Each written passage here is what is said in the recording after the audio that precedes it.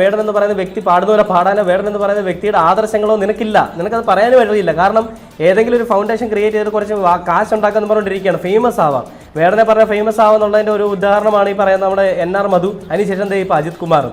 ഇവന്മാർക്കെതിരെ നല്ല രീതിയിൽ തന്നെ ആക്ഷൻ എടുക്കണം. ആദിവാസി അല്ലേ എന്ന് പറയാൻ നിനക്ക് എന്ത് അധികാരമാണോ ഉള്ളത്? നിന്റെ തള്ളയും തന്തയും ആരെങ്കിലും പറഞ്ഞാൽ നീ ഇത് കേട്ടോണ്ടിരിക്കുവോ? ആ വേടൻ എന്ന് പറയുന്ന വ്യക്തി ഒരു മനുഷ്യനാണ്. ആ മനുഷ്യന്റെ മനസ്സാണ് എല്ലാ കേരളത്തിലെ ജനങ്ങൾക്ക് ഇഷ്ടം.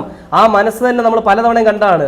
ഇത്രയും കുഷ്ഠമുള്ള മനസ്സുള്ള ആളുകളൊക്കെയാണ് കേരളത്തിന്റെ നവോത്ഥാനത്തിന് വേണ്ടിയിട്ട് അല്ലെങ്കിൽ കേരളത്തിൽ ഈ പറയുന്ന വർണ്ണവിവേചനങ്ങൾ മാറ്റാനായിട്ട് സംസാരിക്കുന്നത്. ഒരു ഓൾ കേരള മെൻസ് അസോസിയേഷന്റെ ഭാരവാഹിയാണ് ഇവൻ.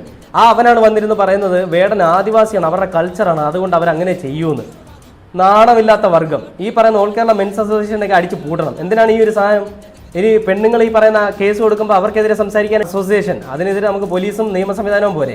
ഇങ്ങനത്തെ ജാതിയും മതവും പറഞ്ഞുകൊണ്ട് നടക്കുന്ന നായിൻ്റെ മക്കളുള്ള ഒരു സംവിധാനം അല്ലെങ്കിൽ ഒരു സംഘടന എന്തിനാണ് മനുഷ്യന്, എന്തിനാണ് ആണുങ്ങൾക്ക്?